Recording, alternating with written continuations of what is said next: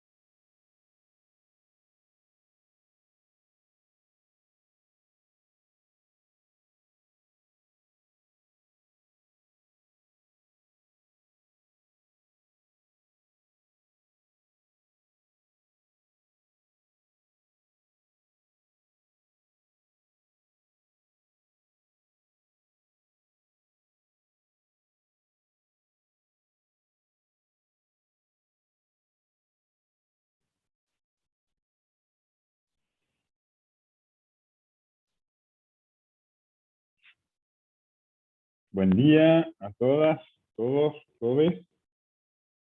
¿Me están escuchando? Sí, profe, Buen buen día. día. Sí, se escucha. Buen día, profe, sí. Hola, profe, buen día. Buen día, voces de dormidos. ¿Cómo andan?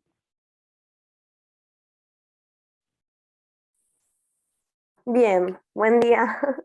Buen día. Bueno.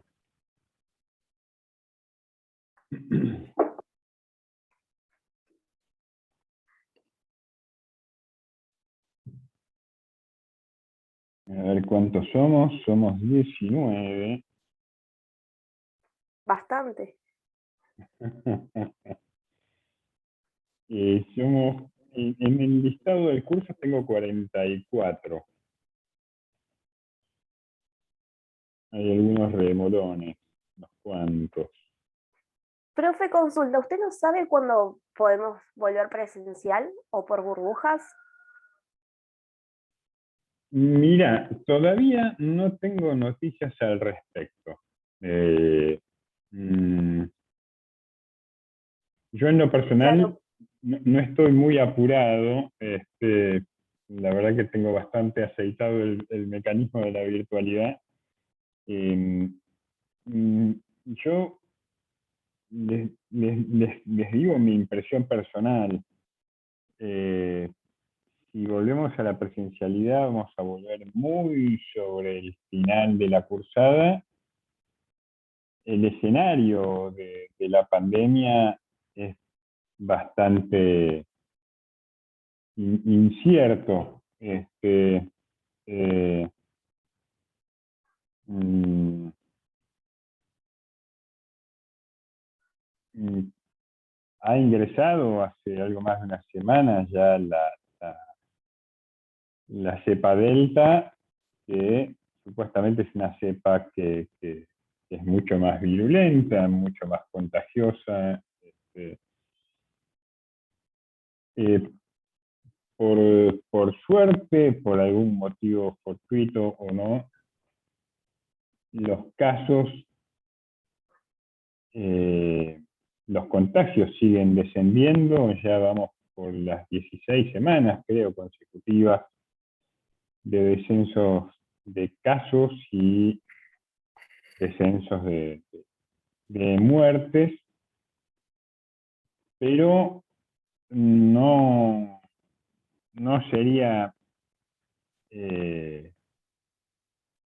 difícil imaginar que en algún momento la tercera ola pegue como ha pegado en los países de Europa, ¿no? Eh, Todo lo que tiene que ver con el escenario de la pandemia es un poco trabajar en un escenario de mucha incertidumbre. ¿Sí? Nadie estaba preparado para esto, ni el sistema científico, ni los sistemas políticos. Los resultados de las elecciones están a la vista y creo que los efectos de la pandemia han han sido un factor determinante. Para algunos un resultado bastante sorprendente. Ayer un estudiante me preguntaba, me hacía la siguiente pregunta: profesor, ¿cómo es posible que sectores importantes de la sociedad voten a quienes han perjudicado tanto, los han perjudicado tanto con las políticas económicas? Es decir, cómo alguien puede elegir a su propio verdugo, digamos, de alguna manera. Eh, es decir, a nadie le escapa que las políticas económicas que han implementado en el gobierno de Cambiemos conduzca a un proceso de rápida desindustrialización, de cierre de fábricas, de generación de desempleo, pero sobre todo, además, no hay que olvidar eh, el enorme proceso de endeudamiento. El gobierno de Cambiemos asumió deuda por más de 100.000 millones de dólares, 47.000 millones. En realidad los comprometidos eran más, eran 54.000, creo. solamente con el Fondo Monetario Internacional, que es el que te presta plata cuando ya no te presta plata nadie. Y en ese contexto, es cierto, hay que recordar que el hilo se cortó por lo más delgado, cuando finalmente el gobierno hizo el ajuste. ¿Por dónde ajustó? Ajustó por el Ministerio de Salud. El Ministerio de Salud dejó de existir, dejó de ser ministerio. Estamos hablando del año 2019, ¿no? Yo los invito a que recuerden un poco. Eh, mm, y el otro ministerio que desapareció fue el Ministerio de Trabajo. Es decir, claramente es una manifestación político-programática, digamos, ¿no? Un gobierno donde elige recortar es en la salud y en el trabajo, eh, son los dos elementos a los que presta menor importancia. Por supuesto que el gobierno de Cambiemos seguramente no previó la aparición de una pandemia. Eh, María Eugenia Vidal, que en ese momento era orgullosamente bonaerense, cuando decidió no inaugurar los 5 hospitales que estaban casi terminados en el Gran Buenos Aires, y dijo no voy a inaugurar hospitales, seguramente no estaba pensando que un par de años más tarde iba a pegar una pandemia en el mundo y que indefectiblemente iba a venir a la Argentina y que la infraestructura de salud y la infraestructura hospitalaria iba a tener una situación muy, muy deficiente para encarar esa pandemia. Pero bueno, la política es así. Nosotros tenemos, como en la mayor parte del mundo, una democracia representativa. Hasta ahora es la que ha venido funcionando. La democracia, como decía un filósofo, no es el sistema perfecto. No es el sistema de gobierno perfecto, pero es lo mejorcito que conocemos, es el peor de los males. La democracia representativa, digo, ¿no? Vamos a ver la semana que viene, la otra semana, cuando veamos al pensamiento de Rousseau.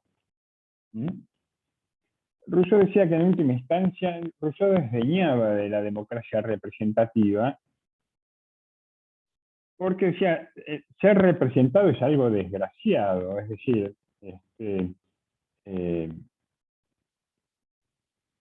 cuando una cosa tiene que ser representada, en realidad se desvirtúa su esencia, ¿no? Y la representación, obviamente, como toda representación, es una abstracción.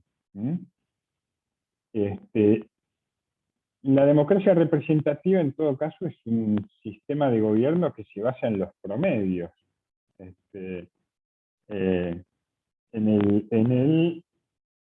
Vamos viendo. Es decir, cuando uno vota un diputado, un senador, un presidente, en realidad nadie está votando hoy por hoy un programa político.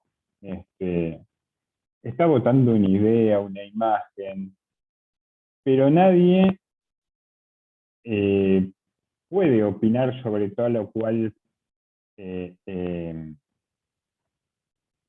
situación específica, sobre tal o cual problema, sobre qué o no sería deseable, sobre un montón de aspectos de la vida social, económica y cultural de un país. Entonces Entonces, la democracia representativa es una democracia por aproximación, digamos, ¿no? Uno elige al que mejor le parece que va a llevar adelante algún proyecto o algún programa político que se asemeja con los valores o con las preocupaciones que uno tiene. De modo que en cierto momento las elecciones también lo que sacan es una fotografía y no una película de un proceso. Sacan una radiografía, una fotografía de un momento en particular. Y lo cierto es que la fotografía que sacaron las PASO del domingo pasado fueron una fotografía que muestra un gran malestar en la sociedad. Hay un malestar por todos los, los inconvenientes, las dificultades, los dramas, las vicisitudes, las consecuencias que nos está dejando esta pandemia, ¿no? Esta pandemia que viene, reitero, llega a nuestro país en un momento en el cual el Banco Central prácticamente no tenía reservas, había una deuda que había que salir a renegociar porque no había dinero para pagar los vencimientos, los vencimientos que se venían, ¿no? Y por otro lado, además que no fue una deuda, como todos los procesos de endeudamiento de la Argentina en los últimos 50 años, no fue una deuda que se tomó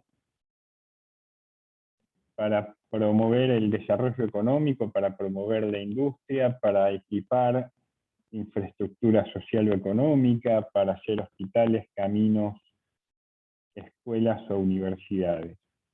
Fue una deuda enorme. Para que se den una idea, en términos absolutos, fue el mayor préstamo que el Fondo Monetario hizo en toda su historia a algún país, ¿no? Bueno, de ese dinero, prácticamente el 70% de esos 47.000 millones de dólares que vinieron del Fondo Monetario, se fugaron. Lo que sirvieron es para financiar la fuga de capitales. Es decir, sirvieron para que las grandes fortunas en Argentina compren dólares y se los lleven al exterior. La Argentina, a ver, el único país en el mundo que imprime dólares, que tiene la maquinita de hacer dólares, es Estados Unidos, ¿no? Eso es Vox Populi. Y para la Argentina el dólar es un bien estratégico, porque es lo único que nos permite a nosotros, entre otras cosas, importar aquellas cosas que necesitamos, bienes de capital, los que van a estudiar economía, los que saben de qué hablo, ¿no? Cuando un país tiene que desarrollarse, tiene que desarrollar su industria, tiene que incorporar bienes de capital, maquinaria, y para eso tiene que pagarlos en dólares. El comercio exterior no acepta pesos, acepta dólares. ¿Y a la Argentina cómo llegan los dólares? Los dólares a la Argentina llegan por las exportaciones, es decir, todo aquello que Argentina exporta permite el ingreso de dólares. De modo que el dólar, además de ser un derecho, diría, social de quien se lo ha ganado, también tiene un interés social. Hay un interés social en el dólar. Por eso a veces los gobiernos tienen legislaciones que obligan a los exportadores a liquidar esos dólares en el país y no fugarlos. Y por eso también lo que llaman las corridas cambiarias. Es decir, los que tienen los dólares, los exportadores, siempre les conviene que el dólar esté más caro, porque a cambio de esos dólares que tienen van a recibir más pesos. De modo que la política es el ámbito de los intereses también, es el ámbito de los valores, es el ámbito donde se dirimen. Y este es el escenario donde cae la pandemia en Argentina, un escenario en el que el desempleo creció enormemente, un escenario en el que se desfinanció notablemente la educación pública, la educación universitaria, un escenario en el que sobre todo los dos últimos años del gobierno de Macri cayeron los ingresos de los trabajadores, eso es objetivo, son datos, no es opinión. De modo que la pandemia nos ha sorprendido a todos en el peor de los escenarios posibles, ¿no? Es cuando te agarra una tormenta en el medio del campo y vos no tenés paraguas ni un lugar donde guarecerte, ¿no? Hay que bancársela lo mejor posible.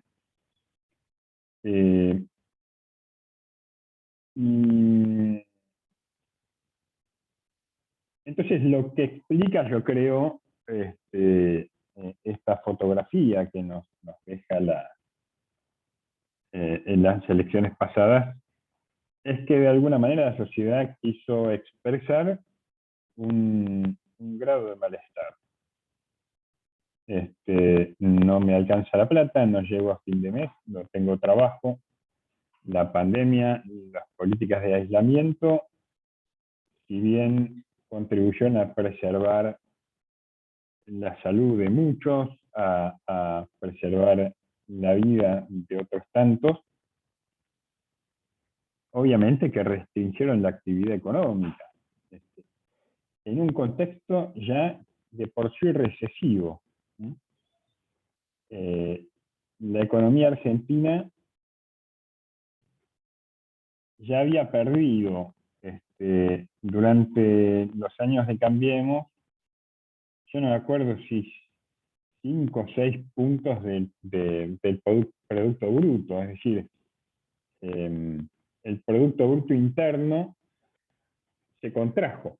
Aquello que produce la Argentina, el Producto Bruto Interno es eso, que la riqueza que produce un país a lo largo de un periodo de un año.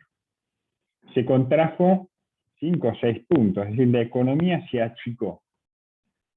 Y con la pandemia se achicó aún más.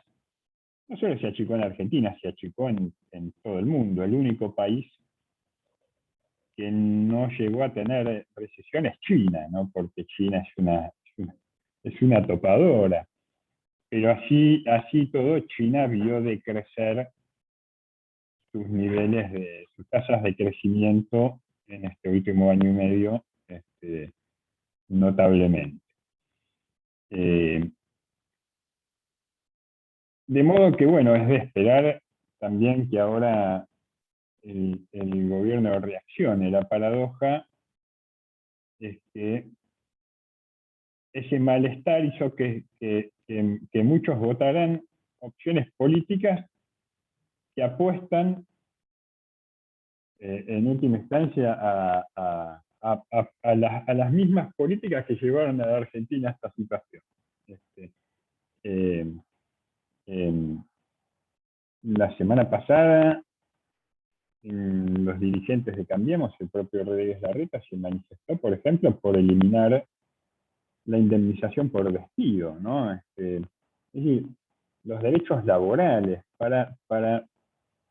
a ver, la Alianza Cambiemos es una alianza constituida sobre todo en su núcleo duro por sectores empresarios, por las grandes empresas. Entonces ellos siempre piensan que el principal obstáculo para el crecimiento de la economía son los derechos de los trabajadores, ¿no? Este, eh, y, y probablemente así como, como piensan que hay que eliminar la indemnización por despido, mañana van a venir con que hay que eliminar las vacaciones, el salario familiar, y en lo posible instaurar el trabajo esclavo, si eso fuera accesible. Vamos a ver en la segunda mitad de esta materia también en mayor detalle la cuestión social, ¿no? Lo que llaman la puja distributiva, ¿no? En las sociedades. Yo les quiero leer un texto porque a mí me parece importante en estos momentos de mucha incertidumbre, de mucha angustia. Hay hay conatos, amenazas, amagues de salidas fáciles, ¿no? De salidas rápidas, incluso de tomar atajos. Eso claramente es lo que pasó en Brasil hace 5 años cuando un golpe institucional derrocó al gobierno de Dilma Rousseff. Brasil hace 5 años viene en una debacle que concluyó con un nazi fascista. No estoy exagerando cuando digo nazi fascista, y además un loco, un tipo muy desequilibrado como es Bolsonaro, que está llevando a Brasil a una catástrofe social.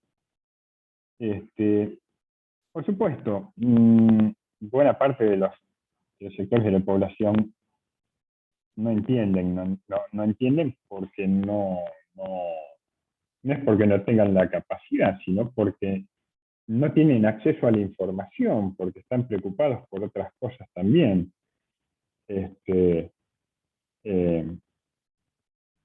La vida cotidiana del común de la gente no está impregnada por la historia, por el conocimiento de la historia, por el conocimiento de la política, por los conocimientos de economía, ¿no? Y los economistas además a veces hablan muy en difícil, con una terminología muy técnica que el común de la gente no entiende.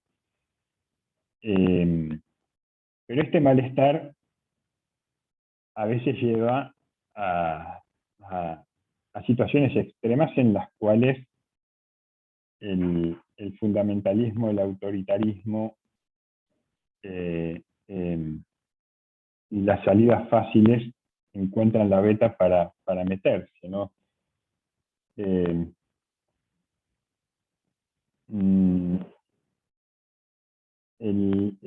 fascismo encuentra su caldo de cultivo en las grandes crisis. El nazismo surge en Alemania. Hitler llega al poder en elecciones libres. En el año 1933 llega al poder en elecciones libres. Y muchos dicen que fueron las propias potencias vencedoras de la Primera Guerra Mundial los que crearon a Hitler, o los que crearon las condiciones para que surja Hitler. Fue la propia Inglaterra, Francia, la misma Rusia, las que crean las condiciones para que el nazismo surja, porque en lo que fue el Tratado de Versalles, a fines del 2019, cuando termina la Primera Guerra Mundial y Alemania es vencida, le imponen a Alemania unas condiciones de de resarcimiento por haber sido derrotada en la guerra, imposibles de cumplir. Termina la guerra, Alemania termina hiperendeudada, con un proceso de hiperinflación, con un proceso de miseria social, de estancamiento de la economía, de falta de crecimiento, de sentido de la humillación. También los alemanes se sentían muy humillados, porque además los alemanes tenían, en los últimos años, habían entrado a la guerra creyéndose superiores, creyéndose que tenían un destino manifiesto en Europa, la misión, una misión civilizadora, y lo cierto es que de golpe y porrazo al final de la guerra los alemanes se encontraron con que habían perdido una guerra, pero además habían perdido la dignidad, habían perdido y estaban siendo humillados y sometidos a pagar una deuda enorme. De esta humillación, de este malestar, de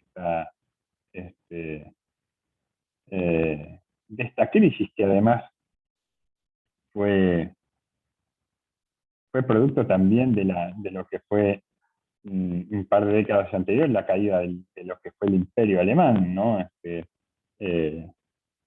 Y la instauración de la República de Weimar, lo que se llamó la República de Weimar en Alemania,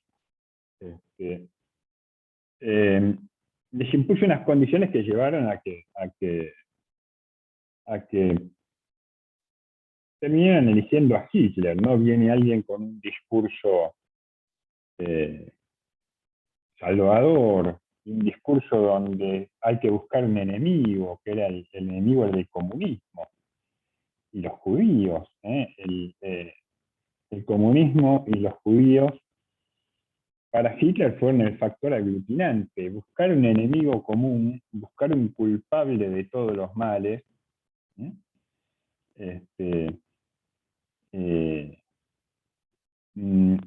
y eso fue lo que terminó creando el huevo de la serpiente. Hay una película de los años 70, El huevo de la serpiente, que habla de este clima, justamente, de este clima en el que se va generando los proyectos autoritarios. Yo creo que el sistema institucional argentino es muy fuerte dentro de América Latina. Por suerte, siguen habiendo algunos pocos para mi gusto, consensos sociales básicos de algunas cosas que no se tocan. Y por suerte la convivencia democrática todavía se mantiene de manera sólida, las elecciones se realizan de manera limpia, transparente. Argentina, dentro de toda la región, es el único país de América Latina y uno de los pocos en el mundo en el que ha juzgado los crímenes de lesa humanidad de los procesos de las dictaduras militares en los años 70 y 80. Y esas cosas, por más que la derecha quisiera eliminar estas políticas, hay todavía un consenso social muy, muy fuerte en torno a que ese proceso ya no tiene vuelta atrás, ¿no? Lo que no quiere decir que no estemos exentos de problemas. Y uno de esos problemas, creo yo, es el discurso de la antipolítica. Entonces me voy a permitir leerles un pasaje de Max Weber. Max Weber es uno de los padres de la sociología. Max Weber escribe este texto un año antes de morir. Max Weber muere en 1920, en pleno proceso en el que Alemania pierde la brújula, ¿no? Alemania sale derrotada en el 19 de la Primera Guerra Mundial y fracasa. Ya surge casi fracasado el proyecto de república democrática con la República de Weimar. Y Max Weber, si bien es un sociólogo y es alguien que sostiene que hay que separar la política y la ciencia, dice la política no tiene que entrar a las aulas.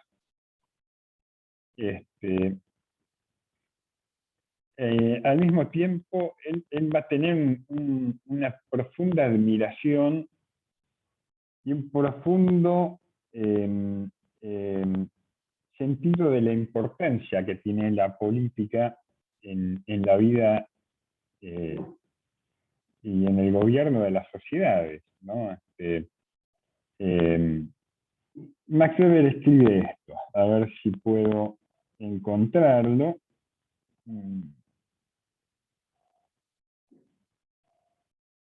Me guarden un segundo. Profe, Sí. Sí, Liliana. estuvo muchos años como profesor. Estuvo muchos años como profesor, aparte de, bueno, ¿no? Ser político, sociólogo y entre otras profesiones que tenía, se iba perfeccionando hasta que lo dejó por una pelea, dice, por una discusión que tuvo por el padre, después se empezó a sentir un poco mal, y bueno, eso hizo que deje lo que es la profesión como profesorado.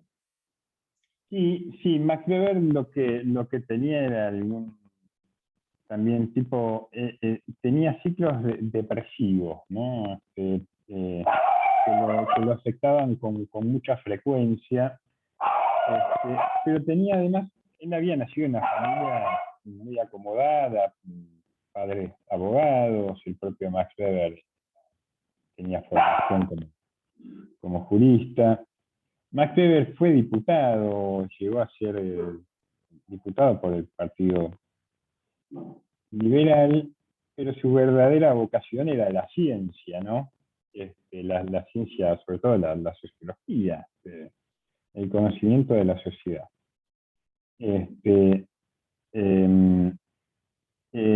Si bien él no se definía como un político, él dice, la ciencia y la política van por carriles diferentes. Dice, la ciencia es el mundo del ser, digamos, del conocer. Y la política es el mundo de los valores, del deber ser, es el mundo de la moral, de la ética. Todos nos imaginamos, de alguna manera, tenemos una idea de cómo deberían ser las cosas. Ahora, ese deber ser está regido por el mundo de los valores, es muy subjetivo. Aquello que debería ser no es lo mismo para mí que para Tiziana, que para Aldana o que para Franco. Entonces, en las sociedades hay que establecer también ciertos acuerdos. Para Max Weber, recordemos, no hay otra manera de conocer, de ser y de estar en el mundo si no es a través de la acción individual. Lo social es el resultado de ese tejido, es el resultado de ese tejido de relaciones sociales, de interacciones. De modo que Max Weber dice, no nos queda otra alternativa para la convivencia social que la política. Es un gran reivindicador de la política, ¿no? Un modo en el que en el que además podemos construir realmente los mundos posibles. Porque si no, si renunciamos a la política, el poder siempre ocupa los espacios que la sociedad deja libre. El poder es como el agua. El agua, si viene una inundación, el agua va ganando terreno, va ocupando todos los huecos que encuentra. Y el poder es así. Si no asumimos de alguna manera la tarea política que a cada uno nos convoca, siempre hay alguien que va a tomar las decisiones por nosotros. Siempre hay alguien que en última instancia va a decir cuáles valores son más deseables que otros. Voy a leerles este parrafito, si encuentro la página donde los tenía abiertos. A ver.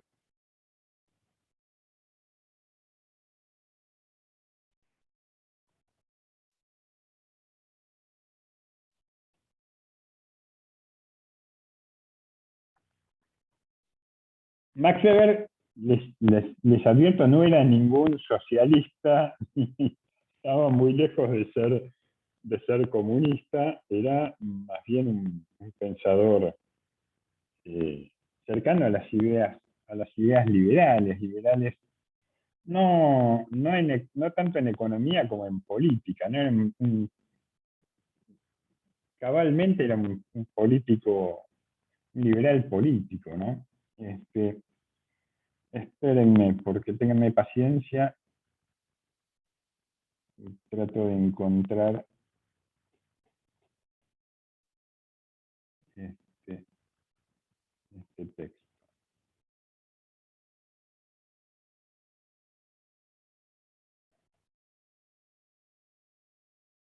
Acá lo tengo. Es el texto con el que termina estas dos conferencias que da Max Weber ya cercano al final de su vida.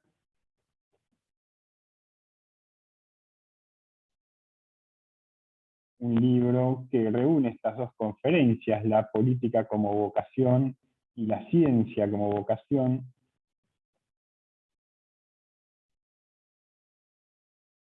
Y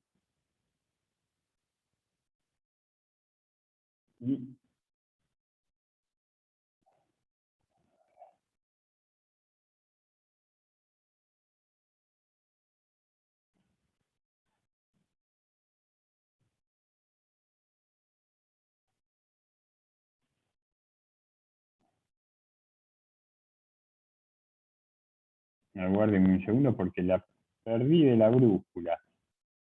La voy a recuperar de otro lugar. Y se las voy a leer. ¿Es el libro que llevó a Estados Unidos, profe? Bueno, Es un libro, yo la verdad que no sé, es un libro que obviamente se edita de manera póstuma, porque son unas conferencias que da Max Weber poco antes de morir. que habla sobre el capitalismo, ¿puede ser? No, ese libro es Economía y Sociedad. Hay otro libro que habla sobre el surgimiento del capitalismo, que es La ética protestante y el espíritu del capitalismo, que es tomado como un paradigma de la investigación sociológica. Son libros que han tenido fuerte influencia también en lo que ha sido la sociología comprensiva y el desarrollo de ciertas corrientes funcionalistas en Estados Unidos. Pero Max Weber claramente era un autor alemán. Yo desconozco, pero creo que nunca llegó a estar en Estados Unidos. Max Weber dice lo siguiente.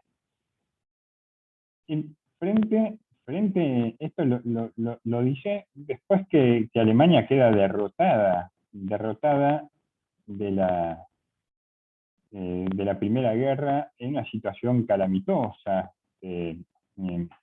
enfrentando los desafíos de la reconstrucción y previendo, porque Max Weber prevé y advierte además los riesgos de renunciar a la política. Él prevé, dice, ojo, que la excesiva confianza en la burocracia estatal y el renunciar a la política nos puede llevar a aventuras autoritarias, a tragedias autoritarias, previendo que 13 años más tarde iba a venir el nazismo, ¿no? Dice lo siguiente: la política estriba en una prolongada y ardua lucha contra tenaces resistencias para vencer, lo que requiere simultáneamente de pasión y mesura. Es del todo cierto, y así lo demuestra la historia, que en este mundo no se arriba jamás a lo posible si no se intenta repetidamente lo imposible. Pero para realizar esta tarea no solo es indispensable ser un caudillo, sino también un héroe, en todo el sentido estricto del término.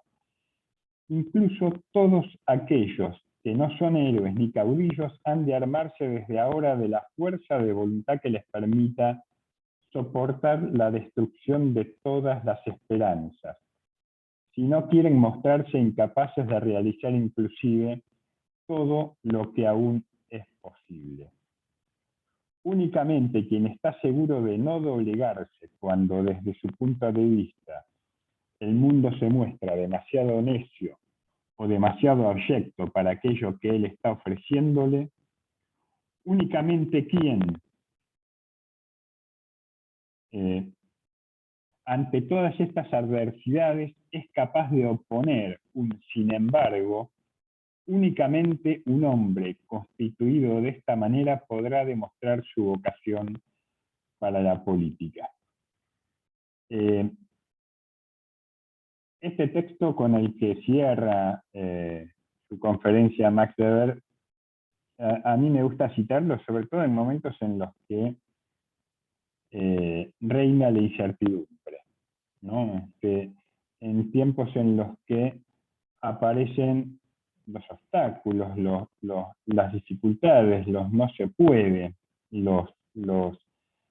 esto no se puede hacer, los obstáculos son enormes, los desafíos son inalcanzables.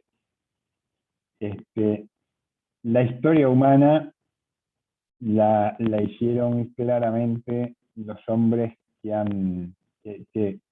ante estos desafíos han creído, como dice Max Weber, que para lograr lo posible hay que intentar repetidamente lo imposible, ¿no? Profe, Sí. hay en Netflix un documental que son varios capítulos y se llama ¿Cómo se convirtieron en tiranos? Ajá. Y muestra desde el principio, o sea, cómo estaba el país, habla sobre Hitler, Stalin, Saddam Hussein, y hay otros dos más que no me acuerdo. Pero está muy bueno, muestra cómo estaba el país, cómo estaba la situación antes de que ellos lleguen al poder y cómo van armando su campaña hasta llegar y lo que hacen. O sea, lo que hacen no lo muestran mucho porque lo que interesa es saber cómo llegaron, cómo fue que lucharon, digamos, para llegar democráticamente en algunos casos. He escuchado, claro. El problema, nosotros vamos a ver al final de la materia, con Max Weber también, el problema o la cuestión de la legitimidad, ¿no? Estos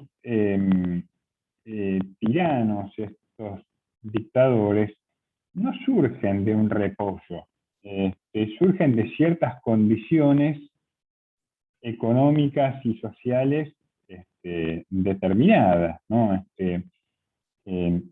Hay ciertos sectores con ciertos intereses a los que les conviene. ¿Vieron la frase "a río revuelto ganancia de pescador"? A veces les convienen los escenarios políticos de inestabilidad porque son mucho más fáciles de manejar, manipular. mucho más hoy en un contexto en el que el poder económico, político y comunicacional está concentrado como nunca en el mundo. ¿Sí? Está concentrado como nunca en el mundo. Los medios de comunicación expresan de alguna manera las ideas de unos pocos.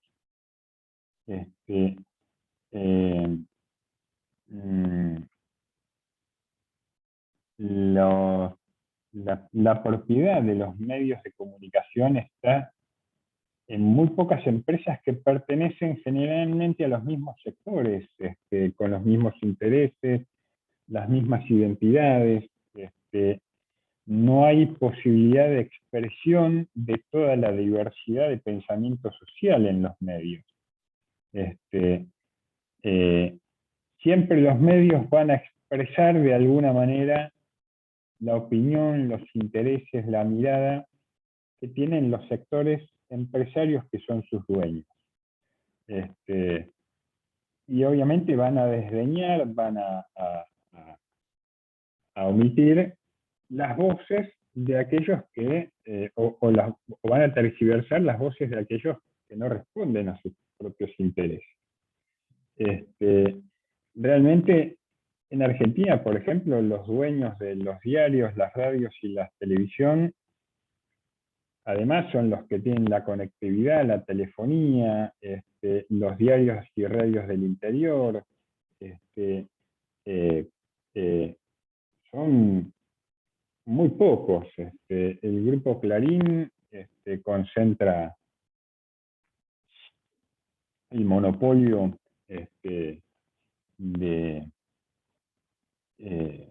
de buena parte del espectro radial, de la televisión por cable.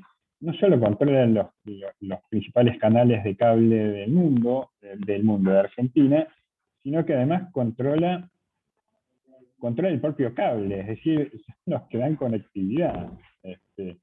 Controlan buena parte de la telefonía, de las redes de Internet, del acceso a Internet en Argentina. Y después los otros se cuentan con las manos, pero son oligopolios, es decir, en general son intereses convergentes, por más que uno diga, bueno, pero además de Clarín está el grupo Infobae o está el grupo La Nación.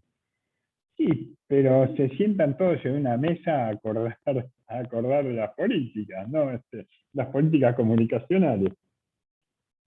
Por eso lo primero que hizo el gobierno de Macri, cuando asumió, la primera medida que tomó el gobierno de Macri fue derogar los artículos de la Ley de Medios de Comunicación Audiovisual que afectaban justamente al Grupo Clarín, es decir, que decían que el Grupo Clarín, los que tenían propiedades de medios que eran incompatibles, porque ya eran considerados monopolios, o porque era incompatible tener en una misma ciudad un canal de cable, controlar el acceso al cable, tener una radio y un diario, porque si yo en una ciudad controlo la radio de más audiencia, los diarios y los noticieros, estoy controlando la manera de pensar, y en nuestras sociedades democráticas avanzadas, chicas, chicos, no tenemos otra manera de organizar políticamente nuestras sociedades si no tenemos acceso libre e irrestricto a la información, a la pluralidad de voces. Si no somos capaces de tener todos los elementos sobre la mesa para poder tomar decisiones como ciudadanos, porque si no estamos exentos a la permanente manipulación. Obviamente, yo acá no estoy siendo parcial, ni intento ser parcial, lo que intento también es que sea transparente el lugar desde donde yo hablo y digo las cosas, no, unas cosas son mis opiniones y otra cosa son los datos de la realidad. Yo trato en general de que mis opiniones estén fundamentadas en los datos, pero en las ciencias sociales, como vamos a ver a continuación, nuestro objeto de estudio es inescindible de nuestro propio contexto vital. Aquello que observamos es el mundo en el que nos movemos. No es un objeto externo. A ver, el físico que va a observar cómo se mueven los cuerpos, o el astrónomo que observa cómo se mueven los astros, se siente totalmente ajeno, es algo que crea en la influencia del tarot y la astrología, cosa que veo difícil en un astrónomo. El mundo de los astros es un mundo exterior, lo mismo que el que observa los virus y las bacterias o las células en un microscopio. Siempre es un observador externo a aquello que observa. En las ciencias sociales, en la economía, en la comunicación, la sociología, la ciencia política, esa abstracción es muy difícil. Lo que podemos hacer y lo que necesitamos hacer es tomar cierta distancia.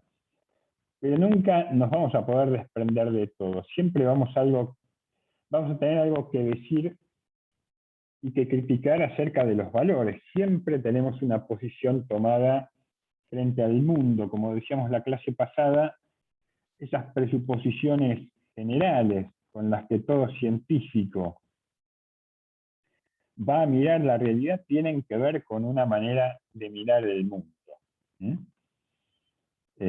Con una manera de mirar el mundo. De modo que yo les aviso, cuando yo estoy opinando, es mi opinión personal, no es palabra santa, ni es palabra obligada, y probablemente muchos de ustedes no estén de acuerdo con algunas o con todas las cosas que les denuncio, y están en todo su derecho también de expresar sus puntos de vista. Creo que me extendí demasiado. ¿Alguno quiere agregar, preguntar, reflexionar al Profe, respecto? Sí, Juan.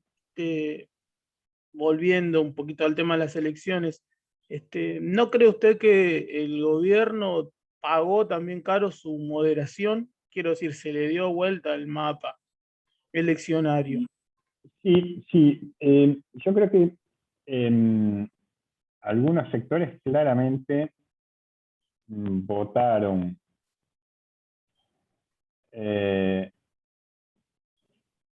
yo creo que acá se da algo paradójico, que yo llamaría la paradoja del poder, ¿no?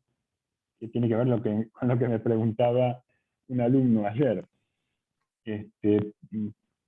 La paradoja es que para expresar ese malestar por la situación actual, un sector, no digo todos, un sector importante, que es el que de alguna manera boicotó el resultado de la elección, termina inclinándose electoralmente por aquellos que los perjudican. ¿Qué quiero decir con esto? Juan dice, el gobierno fue demasiado blando en algunas cosas. Claro, a la hora de tocar intereses, quiero decir, el gobierno anterior, cuando tocó intereses, siempre fue el de los trabajadores, el de los más humildes, y tal cual. Lo hizo. Es así. Hay un sector importante, sobre todo los partidos de izquierda, pero también dentro del propio frente de gobierno, que hubieran querido que el gobierno no se hubiera echado atrás con, por ejemplo, la estatización de Vicentín. ¿Por qué? Porque Vicentín no es un grupo empresario que se ha cooperado honestamente al desarrollo del país. Lo que han hecho es vaciar la empresa. Han vaciado la empresa, han perjudicado a cientos y cientos de productores, los han dejado en Pampa y La Vía, han dejado un tendal de deudas en una actividad que es estratégica para la Argentina. Vicentín es uno de los principales exportadores de granos en Argentina, es uno de los principales productores de aceite en Argentina. Y sin embargo, cuando el gobierno avanza, empieza a haber una reacción de los sectores dominantes que dicen, no, eso es confiscatorio, el Estado, la propiedad privada y la mar en coche, ¿no? Por ejemplo, con las retenciones, ¿no? Las retenciones al campo es una de las maneras, de las políticas que tienen todos los estados, ¿eh? Acá nos van a venir a decir que el único país en el mundo en el que se aplican retenciones a las exportaciones es Argentina. Esto es mentira. Todos los países deciden, en función de sus proyectos políticos, qué cosas graban, cómo obtienen. El sentido de las retenciones, ¿cuál es? No solo es un sentido fiscalista, en el sentido de recaudatorio. Las retenciones no son en sí mismas un impuesto, sino que es un mecanismo regulatorio. Argentina exporta principalmente aquello que consume, alimentos. Los alimentos que consumen, los principales commodities de Argentina son los alimentos. Esos alimentos internacionalmente tienen un precio. La carne, los cereales, sobre todo los cereales, tiene un precio que se fija internacionalmente en los mercados internacionales. Ahora, generalmente cuando esos precios internacionales están elevados, al productor, ¿qué le va a convenir? Si yo soy productor de soja o de maíz y la soja está a $500 la tonelada, o si yo soy productor de carne, de ganado, y el kilo de carne está en el mercado internacional a 100, estoy poniendo un número arbitrario, yo no voy a abastecer el mercado interno a 90, porque me pierdo una ganancia del 10%. Entonces yo voy a querer exportar toda mi producción, todo aquello que produzco, porque en el mercado externo me pagan más. Entonces, ¿qué hacen? Desabastecen el mercado interno, lo cual a la larga lleva a equiparar o a tender a equiparar los precios en el mercado interno con los precios internacionales. Eso es lo que pasó en los últimos meses, por ejemplo, con el precio de la carne, ¿no? Una puja distributiva con los sectores exportadores de carne. ¿Por qué? Porque la mayor parte de los feedlots que producen carne, las vacas se alimentan de maíz y de soja, y la soja y el maíz están que vuelan en los precios internacionales. Ahora, el productor vive en Argentina, es argentino, produce en Argentina. Dice, no, pero a mí no me pueden, es confiscatorio, no me pueden poner retenciones. Ese productor dice, la propiedad privada es sagrada. El Estado le dice, discúlpame, vos estás, para sacar tu producción y llevarla a los puertos, estás usando las rutas que hizo el Estado.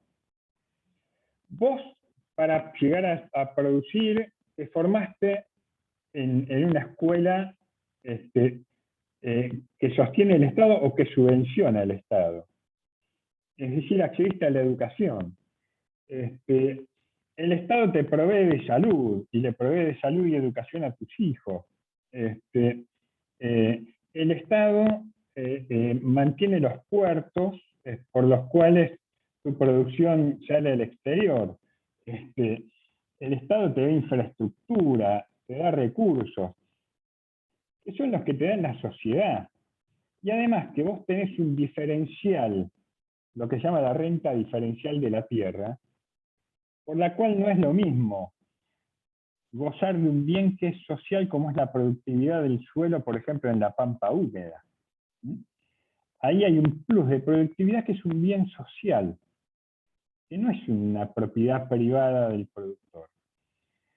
En el extremo están estos personajes como Milei, ¿no? Donde tras una pátina de rebeldía antisistema, lo que está expresando en realidad es un fundamentalismo de mercado extremo, donde dice, lo único que existe soy yo. Es el gen egoísta, ¿no? Lo único que existe es el interés individual. La propiedad privada es sagrada, es Profe. inviolable. No existe un nosotros. Sí, Candelaria. No te estoy escuchando, Candelaria. Quería saber usted qué opina sobre mi... ¿Cómo? ¿Sobre? Sobre mi ley. Quería saber qué opina. Milei expresa una corriente de ¿Está de acuerdo con sus pensamiento. debates y argumentos? Expresa, primero, a mí me parece un personaje muy excéntrico, extravagante, extemporáneo. En sí mismo Milei ha construido como su estrategia de comunicación su propio personaje, y los medios lo han catapultado también, ¿no? En, en el mundo académico, en el mundo de las ciencias económicas, Milei claramente es un personaje muy menor. Sin embargo, el otro día leía un estudio que habían hecho unos investigadores en comunicación social. Decía, el economista que más minutos al aire tuvo en los medios de comunicación en los últimos 2 años fue Milei. ¿Cómo se explica eso? ¿No? ¿Cómo se explica? Los medios le den importancia a alguien que es, en términos de significación política, académica, es irrelevante. Obviamente porque hay un interés en promoverlo. Milei pertenece a una corriente que se llama liberal libertaria, que para los cuales, para Milei, por ejemplo, alguien como Rodríguez Larreta, que dice que hay que eliminar las indemnizaciones por despido, es socialista, es comunista, ¿no? Imagínense. Para Milei el Estado no debería existir, por ejemplo, ¿no? Milei es alguien que se basa sus ideas en lo que se llama la escuela austríaca. Autores, economistas como von Hayek, filósofos como Ayn Rand, tiene un libro, que es el libro de cabecera de Macri también, que se llama El gen egoísta, los cuales sostienen que cada uno, persiguiendo su propio interés, contribuye al bienestar general.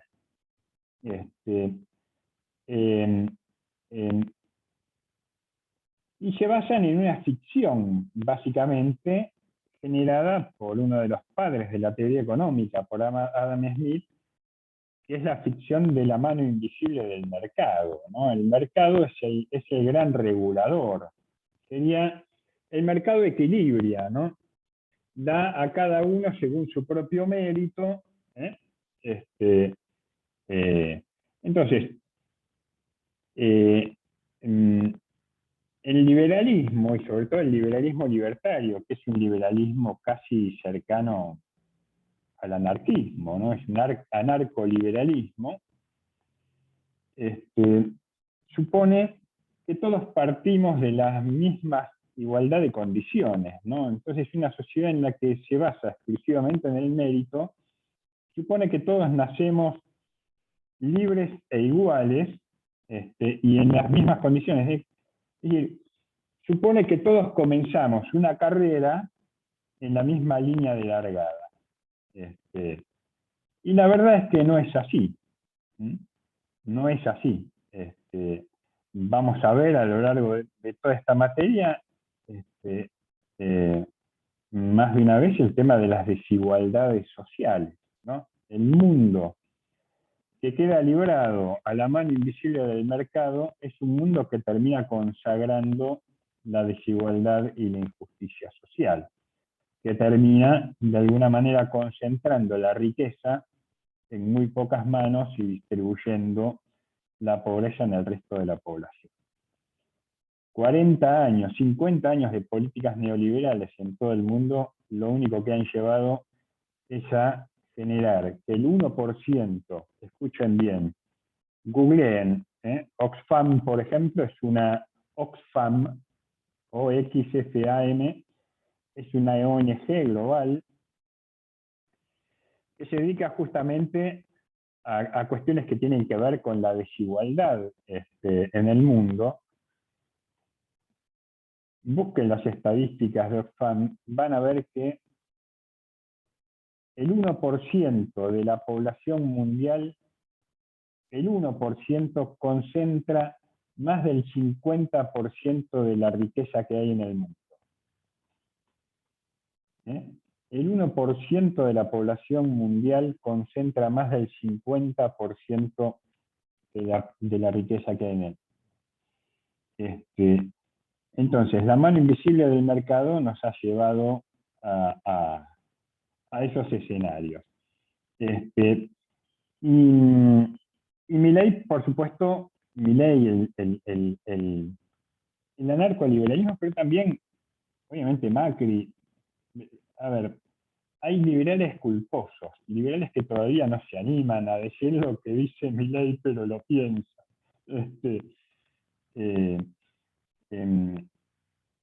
Y en realidad,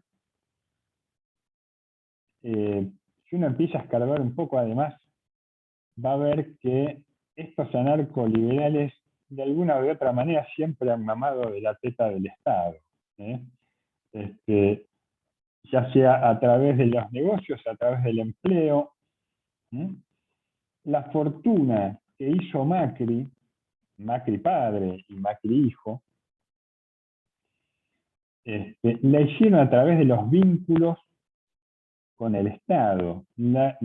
Buena parte de la fortuna de Franco Macri padre se hizo con negocios de la obra pública en la dictadura militar.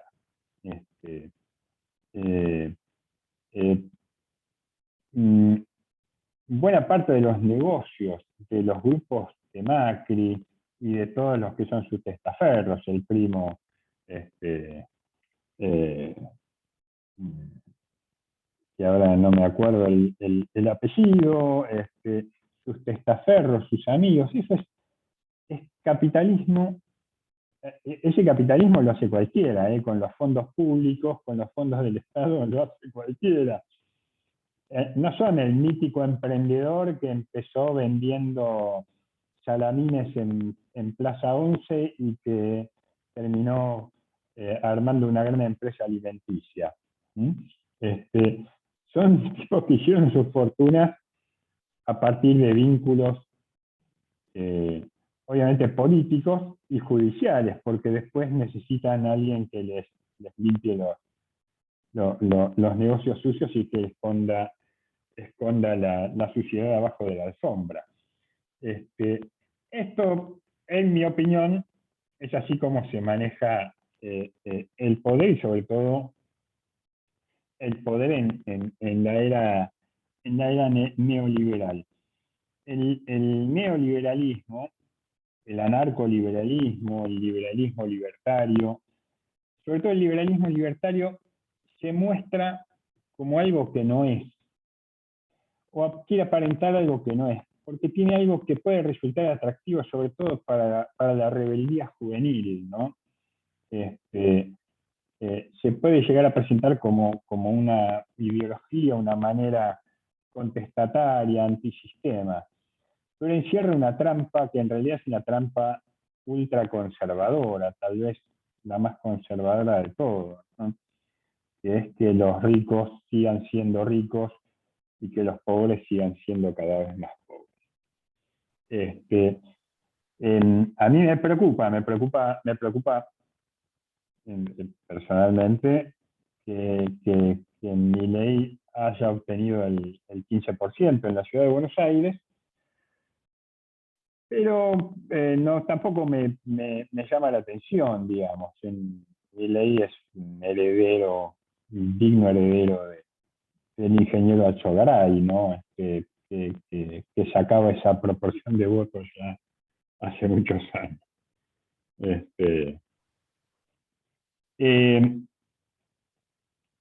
¿Alguien quiere? Sí, Entonces, profe, Liliana. entonces sería de una corriente individualista no racional, él. Muy individualista, y en cierto sentido no racional. A ver, el neoliberalismo se propone, se piensa a sí mismo como ciencia. Pero fíjense ustedes, cuando apelan a la mano invisible del mercado es un concepto tan esotérico como mágico, ¿no? La mano invisible del mercado. Em, como si hubiera un fenómeno metafísico más allá de las acciones de las personas y de los individuos que pudiera regular mágicamente la asignación y los méritos y asignar a cada uno en función de los méritos, ¿no? A mí me parece y otra cosa,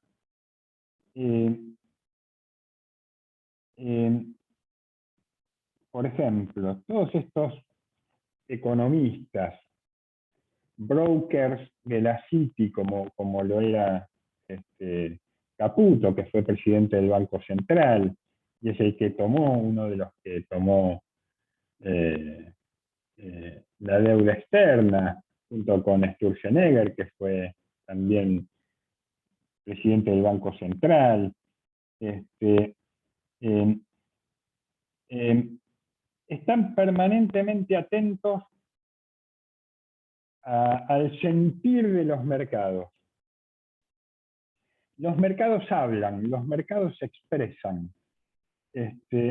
Los mercados les dan una entidad fetichista a algo que solo expresa los intereses particulares de un sector o de una clase. El éxito que tiene la derecha en todo el mundo hoy por hoy tiene que ver con esto, con una operación por la cual hace aparecer su interés particular como si fuera el interés general de toda la sociedad. Y esto no es magia, digamos, esto obviamente responde, entre otras cosas, a acciones concretas. Una de ellas es la que yo les decía, ¿no? Los procesos globales de concentración. La convergencia de medios, la convergencia digital va de la mano de la concentración de la propiedad. Fíjense en el mundo, Disney, Warner Brothers, los grupos Microsoft, Google, Amazon, son los dueños de aquello que pensamos, son los que nos conocen mejor que nadie. Había un lema, Coto tenía el leitmotiv de los supermercados, que aparecía don Alfredo Coto y decía, yo te conozco. Minga, Coto no nos conoce, pero Zuckerberg seguro que nos conoce, muchachos. Zuckerberg, Jeff Bezos, los dueños de Amazon, son los que controlan el tráfico mundial de la información. Saben qué es lo que hacemos, qué consumimos, qué dejamos de consumir, qué cosas nos gustan, qué pensamos, qué no pensamos. Y saben dirigirnos, segmentar la información para darnos aquello que queremos consumir. el gran riesgo de lo que hoy se llama el tecnomedievalismo es volver a una era oscura, digamos, ¿no? Es eliminar la diversidad, eliminar la diversidad. La lógica de las redes sociales empezó siendo, o basándose en la teoría de los 6 grados, ¿no? Los 6 grados de conexión, que dice que entre una persona y otra, en cualquier lugar del punto del planeta, hay solo 6 grados de separación, es decir, hay 5 contactos o conocidos, 5 relaciones intermedias. Lo cual podía llegar a pensar que el mundo de las redes era el mundo del el potencial explosivo de la democracia, la libertad y la diversidad. Hoy vamos viendo que en nuestras listas de contactos vamos eliminando a aquellos que no piensan como nosotros, aquellos que no pertenecen a los círculos sociales en los que nos movemos, aquellos con los que estamos de acuerdo. Si a mí me gusta el rock and roll, yo no voy a aceptar cumbieros en mi muro, con lo cual toda la diversidad social y cultural que existe tiende a eliminarse. Es lo que se llama el fortalecimiento de los procesos de fragmentación social. Tendemos, y esto es un gran riesgo para la democracia, tendemos a vivir en mundos sociales ajenos unos de otros, separados, mundos sociales absolutamente diversos y en muchos casos enfrentados. Alguien quería decir algo por ahí. No, que nos van encasillando, en realidad. ¿Cómo, Nicolás? Que nos van encasillando. Sí, no solo encasillando, nos vamos encerrando socialmente. Y lo peor de todo es que vamos viendo al otro, al diferente, al que no piensa como nosotros, al que no responde a nuestros patrones culturales, al desconocido lo vamos viendo como un potencial enemigo, como un potencial agresor, como alguien que hay que combatir. Y ese es el gran riesgo hoy para la democracia, ¿no? La famosa grieta, ¿no? Que no por abstracta deja de ser menos real, ¿no?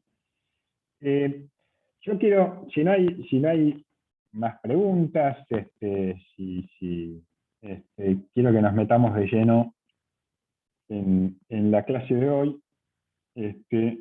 Teníamos para terminar la clase pasada el texto de Sonia Bengoechea sobre el mundo moderno.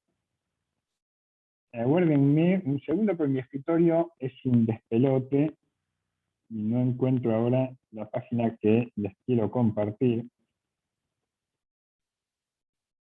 Mi escritorio se parece cada vez más a mi vida.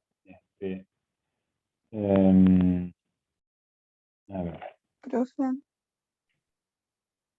Eh,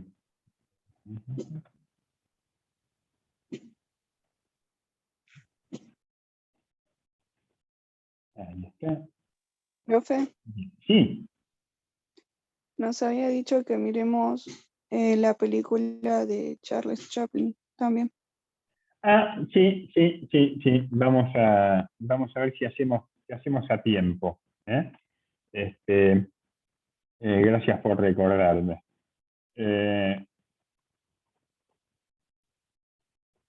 Aguarden un segundo.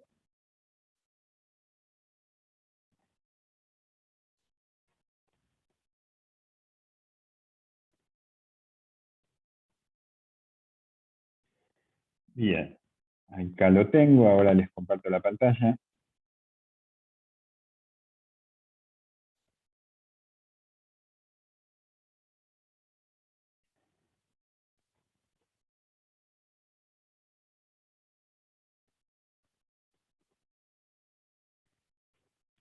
Vinimos viendo en las últimas clases esto que cómo se fue cocinando este mundo moderno a lo largo de más de 3 siglos, desde la Reforma Protestante, desde la aparición, la eclosión del Renacimiento, el humanismo, este mundo medieval y feudal que había dominado a Europa desde la caída del Imperio Romano hasta estos momentos, digamos. La era moderna suele tomarse en términos de periodos históricos a partir del descubrimiento de América, o a partir de la caída de Constantinopla en manos de los árabes. Son fenómenos que suceden en simultáneo, pero bien podría tomarse también la Reforma Protestante. El mundo moderno comienza a gestarse ahí, ¿no? Hay una serie de hitos que operan de bisagra en la historia, y a partir de los cuales el mundo ya no va a volver a ser el mismo, y el modo de ser y de estar en el mundo tampoco.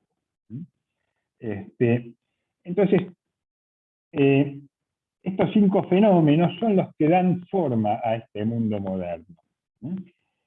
La Reforma Protestante, el Renacimiento, la Revolución Científica, la Revolución Francesa, la Revolución Industrial. Esto ya lo vimos, así que lo vamos a ir pasando.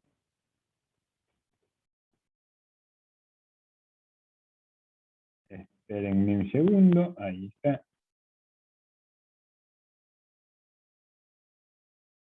Vamos a ir pasando las distintas diapositivas. La clase pasada habíamos visto que como consecuencia de estos cambios, de estas modificaciones, de estos fenómenos, estas grandes transformaciones se manifiestan en la aparición de 3 grandes fenómenos. Una es el Estado moderno.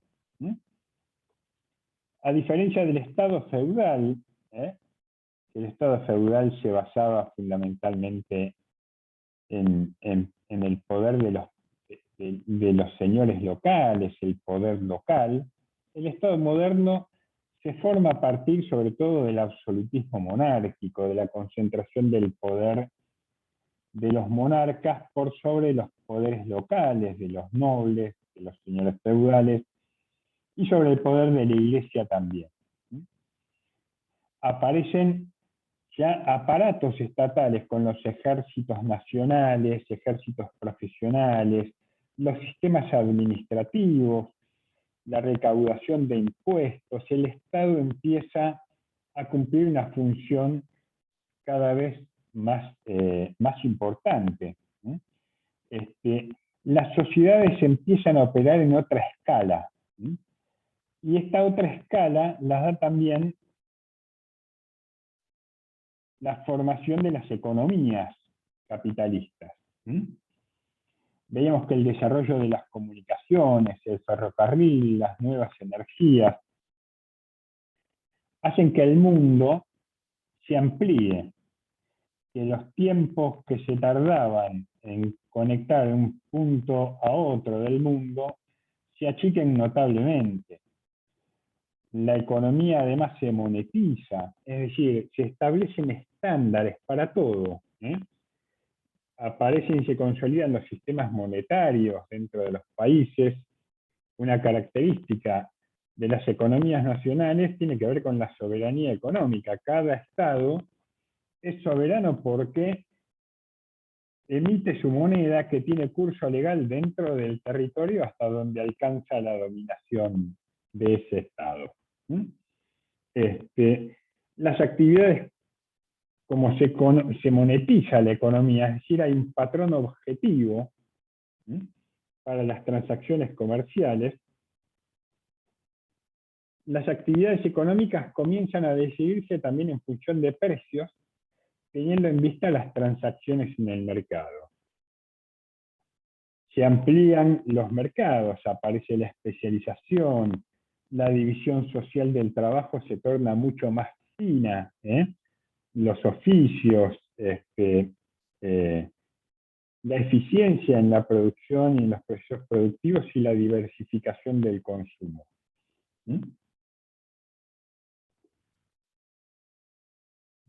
Les decía la vez pasada también que la revolución agrícola, la revolución industrial y la revolución en los medios del transporte hacen con que en muy poco tiempo, porque la revolución industrial fue realmente, para los tiempos históricos, muy rápida. En 100 años cambió la geografía de las grandes ciudades europeas.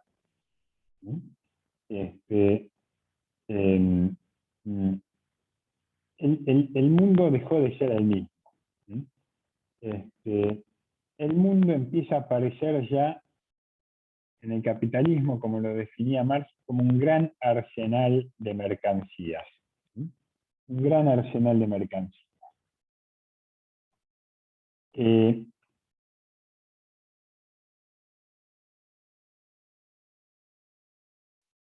Y aparece también la cuestión social, esto que de alguna manera hablábamos hoy, ¿no? La cuestión de las desigualdades, la cuestión del trabajo asalariado, la cuestión de la explotación, la separación del productor de sus medios de producción o la separación del capital y del trabajo, lo que termina por hacer es dividir a la sociedad en dos grandes clases. Los que poseen los medios de producción, los capitalistas, y los que no tienen otra alternativa que vender su fuerza de trabajo a cambio de un salario, que se los llama proletarios. Esta separación, como vimos la clase pasada, producto de un proceso ciertamente de despojo, de expropiación, si se quiere, de una multitud de campesinos, el proceso de acumulación originaria del capital, como lo llama Marx. El capital no existió siempre. El capital como relación social responde a una conformación histórico-social determinada.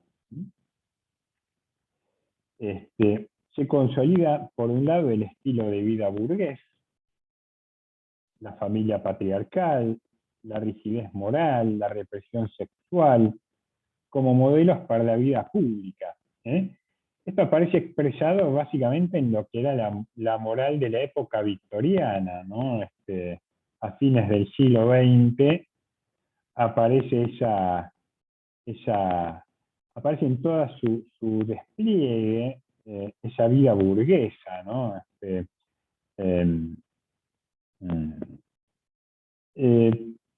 La masiva migración del campo a la ciudad, los trabajadores despojados de sus medios de producción no tienen otra alternativa que ir a buscar trabajo a las ciudades, lo cual produce hacinamiento, falta de servicios,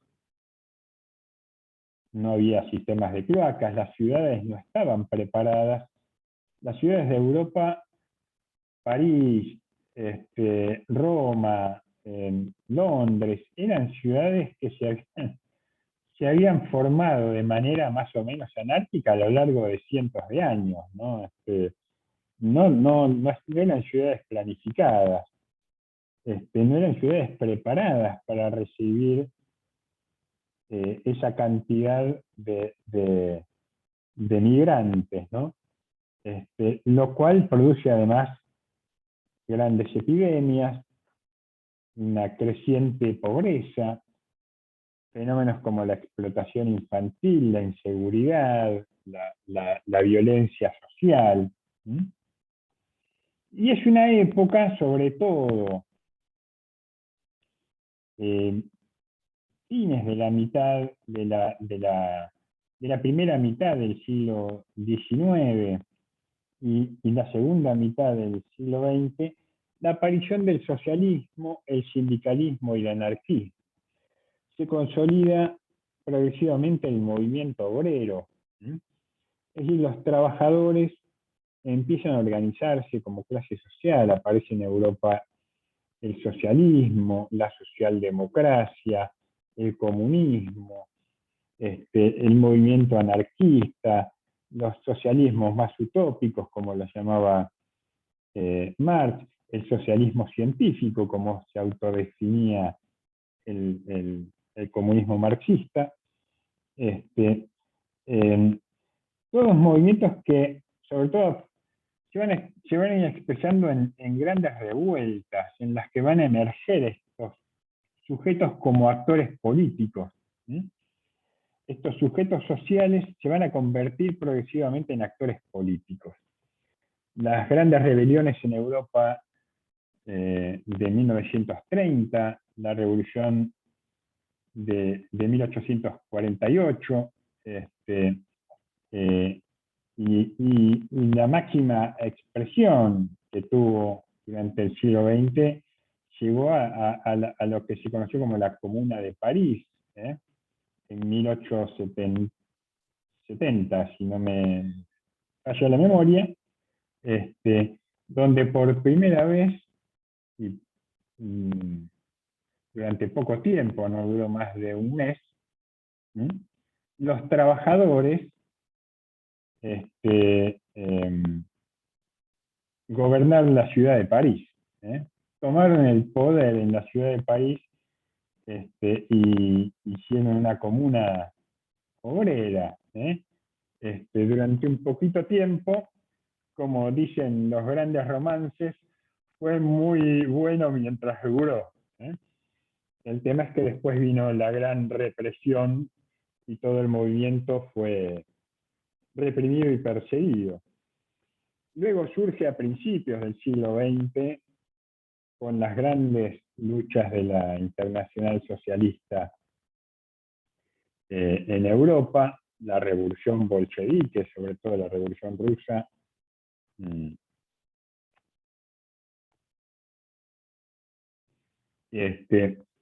y algo que terminó prácticamente dominando buena parte del siglo XX, que fue la división del mundo entre el capitalismo y el comunismo, ¿no? El resto es historia más o menos conocida o contemporánea. Pero en este momento hace eclosión la cuestión social. Aparecen estos nuevos sectores sociales y aparece una época de mucha convulsión, mucha convulsión social, mucha convulsión política. A la Revolución Francesa en 1789, después de caída de la Revolución, el Imperio Napoleónico, viene lo que llamó el periodo de restauración monárquica, absolutista, en Francia. Y después de esto, en reacción a este periodo de restauración, vienen las grandes revueltas, ¿no? La revuelta de 1930, la de 48, en 1815 también, responden a que estos sectores subalternos, subordinados de la sociedad empiezan a organizarse en función de sus propios intereses de clase. Y empiezan a reaccionar primero contra el poder restaurado de la monarquía absoluta y después contra el poder de las clases burguesas.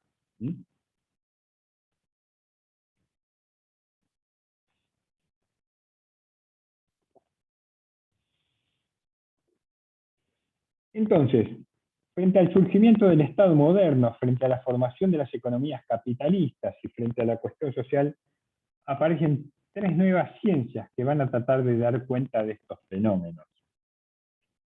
Desde el punto de vista científico, es decir, van a tratar de empezar a buscar relaciones que permitan explicar, comprender, desentrañar, determinar las leyes, las normas o los principios por los cuales se rige la vida social, política y económica de estas nuevas sociedades, de este nuevo mundo.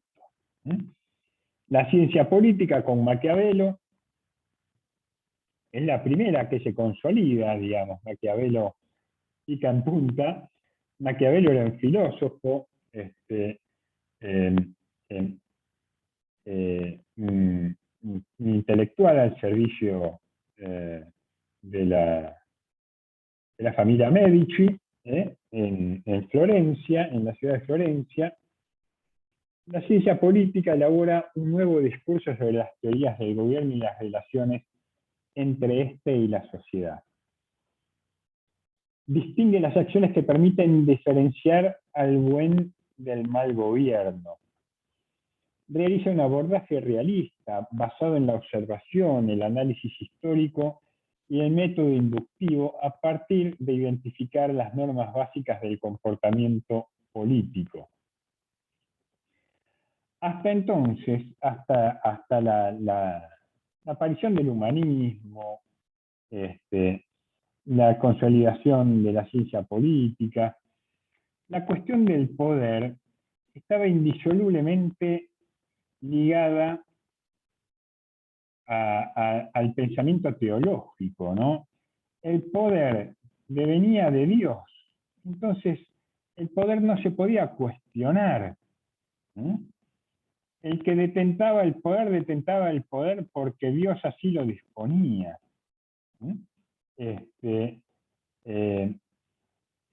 Entonces, el principio de autoridad requería solamente de la obediencia.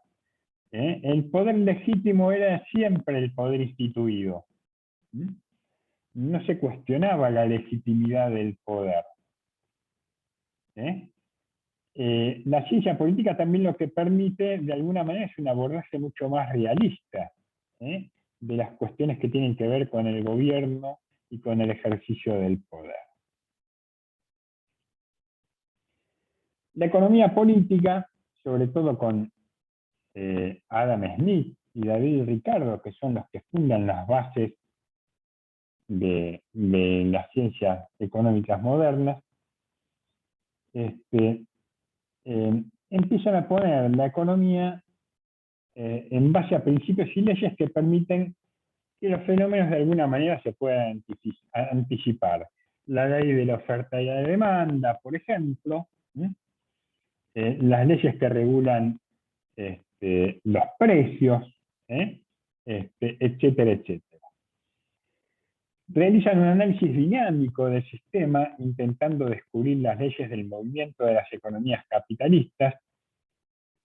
Marx, por ejemplo, va a ser un gran lector de Adam Smith, pero sobre todo de David Ricardo, de las teorías de David Ricardo, sobre todo para elaborar también lo que tiene que ver con la teoría del valor en Marx, que es la que le va a permitir a Marx elaborar, entre otras cosas, su concepto de plusvalía. Los toma gran parte de las elaboraciones de David Ricardo, más de 100 años antes de Marx, ¿no? Estos economistas, que eran en sí mismos liberales, son los padres del liberalismo económico también,